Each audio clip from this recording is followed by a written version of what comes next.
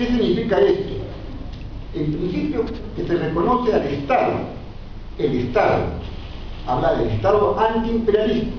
Luego nuestras diferencias, cuando usted señala en el aspecto que no tenemos que ser liberales, pero menos común, plantear prédicas o pregones estatistas o de planificación central, el APRA, en esencia, en el antiimperialismo también ratifica la necesidad de un Estado, no solamente regulador, sino un Estado que tenga capacidad de decidir o señalar, no sé decidir, sino señalar las líneas en donde deben orientarse los recursos extranjeros o adicionales a lo que se llaman recursos internos o a la obra interna. ¿Y esto por qué? Porque es un poco el hecho de poder establecer, como también señala usted en su exposición, ¿no?, la autonomía. Es decir, para que nuestros países no puedan estar supeditados a intereses foráneos, tienen que también señalar o definir con claridad sus objetivos nacionales, ¿no? Y estos objetivos nacionales son los que van a determinar las líneas de acción a las cuales deben concurrir y colaborar el capital extranjero. Es decir, para ella el capital extranjero es importante para contribuir al desarrollo nacional. Luego, para contribuir necesita de un Estado fuerte, un Estado que exista, no un Estado ausente.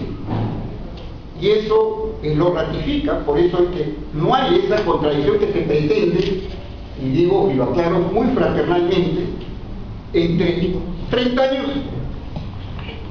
y antiimperialismo guerra. No existe, solamente existió políticamente en una coyuntura electoral interna en el partido que no debemos revivir nunca más, porque eso dividió verticalmente nuestro partido, si es que lo hemos olvidado algunos de nosotros acá presentes.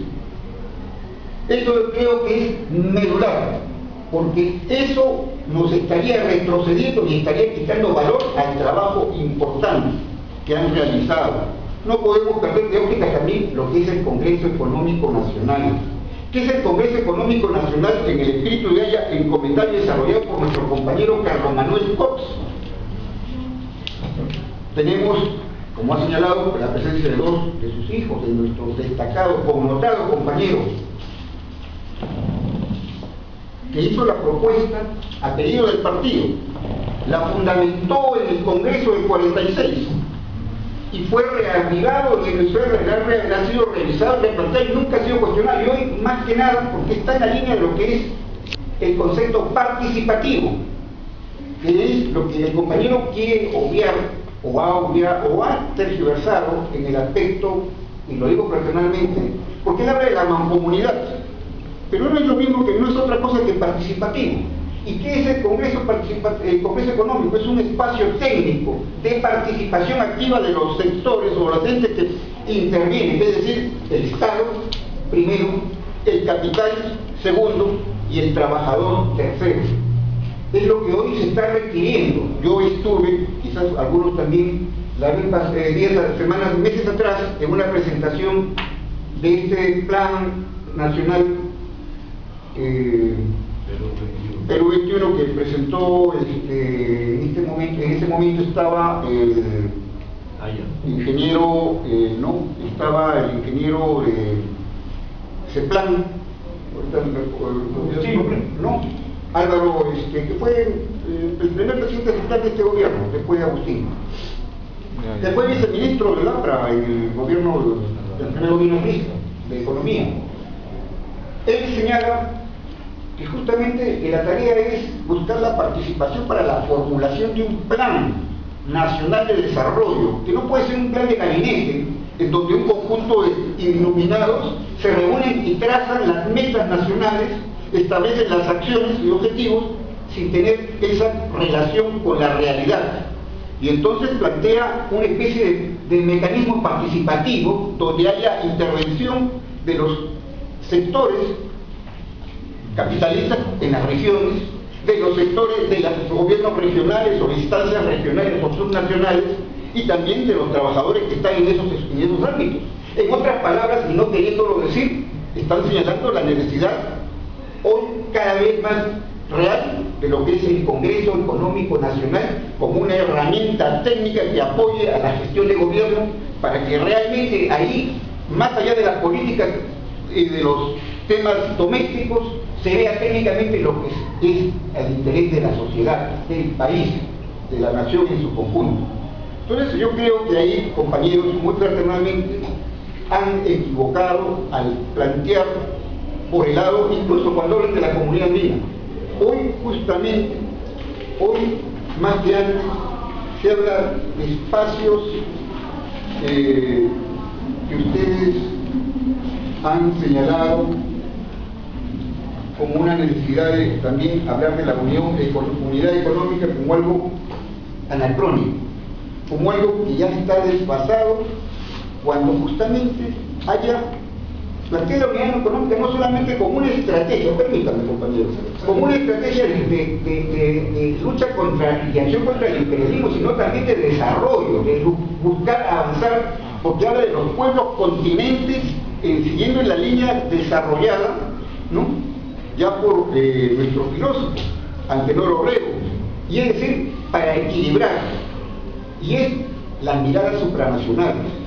Y cuando habla de Chile por un proceso de retiro, hoy Chile está en la comunidad andina de observador, porque quiere regresar. Hoy Chile está en Mercosur, porque tiene una mirada regional, no se quiere divorciar. ¿Por qué? Porque no se puede en ningún país quedar aislado, justamente en una sociedad globalizada donde lo que más se ve es la identidad. Por eso hay movimientos hoy, hasta guerras, que subsisten en el Medio Oriente por tema de identidad, en la misma Europa. Entonces no podemos plantear que la unidad económica sea algo desfasado. Discúlpenme, compañeros, creo que tiene mérito el esfuerzo, pero para que no se incida más en eso, nosotros planteamos la unidad económica, más no la política. No, pues la unidad económica es que no son dos conceptos. Ya social, comercial. En orientación, pero ahí se social y comercial. solamente había énfasis en algunos aspectos, porque no me voy a referir al estatuto, lo ha hecho mi compañero, hay otros compañeros que lo han señalado, coincidimos en lo sustantivo, pero como hay, y creo que no deja de ser cierto, la necesidad de también tocar el tema ideológico, creo que es necesario verlo, pero entiendo que por el lado por donde lo han tocado ustedes es lo más frágil. ¿Por qué?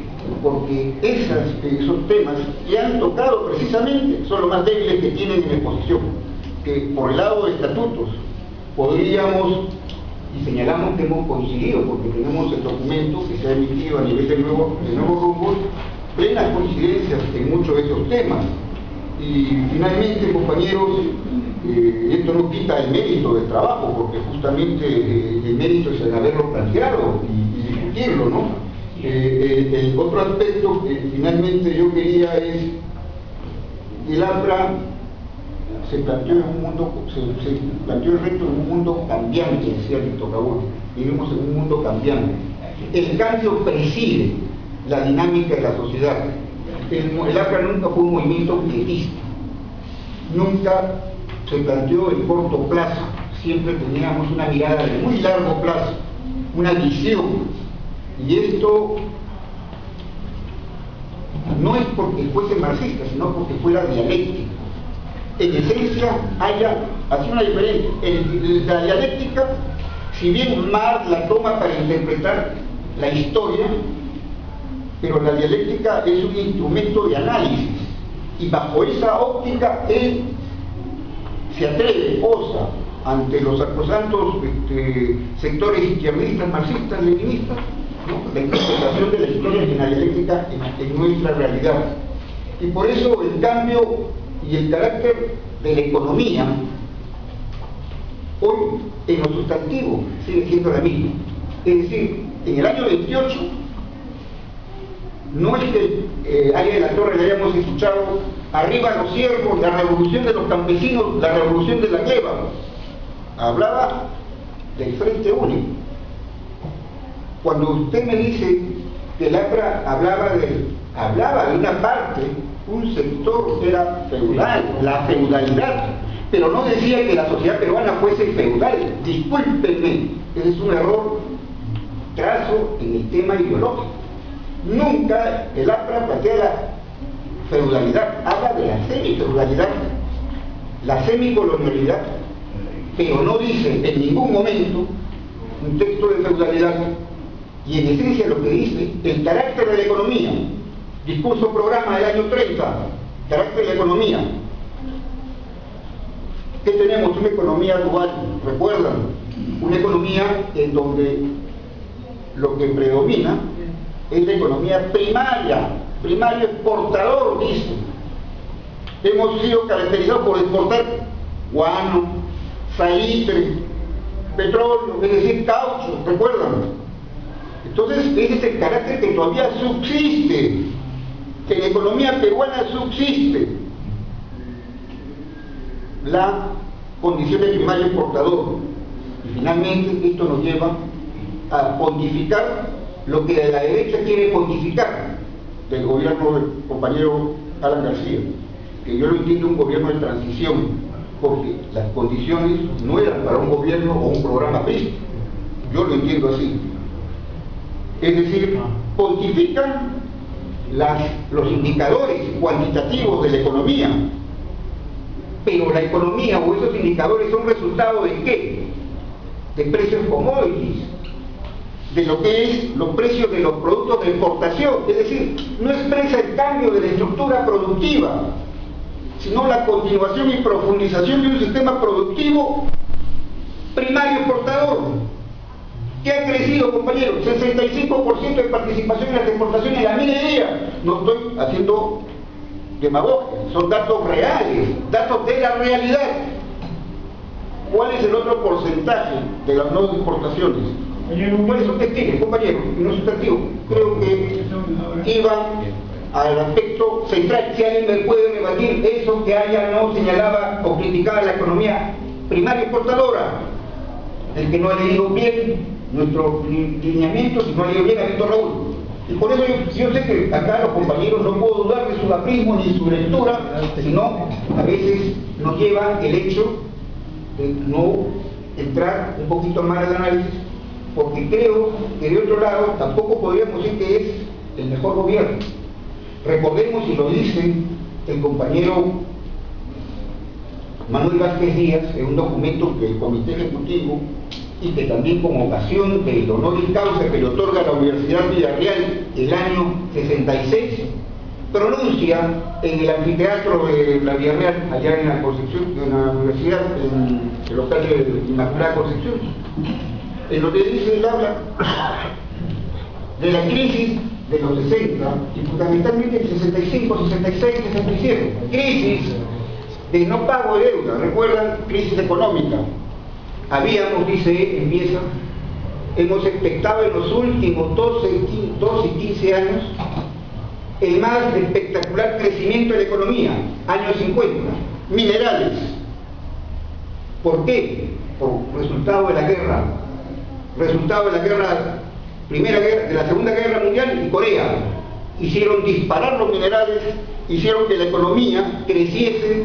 Se dice que se ha logrado recién alcanzar niveles del año 50. Leamos nomás, disculpen compañero, pero creo que es necesario que nos esclarezcamos, porque estamos justamente en un espacio para poder estar claros y poder disparar correctamente. Un minuto más, compañero. Yo le agradezco infinitamente. Y solamente termino por eso, porque ese aspecto es que si hubiésemos vivido, como se dice, el mejor gobierno por resultados cuantitativos, hubiésemos tenido los mejores resultados, porque el año 85-90 nos dio resultados un tercer lugar con 20%.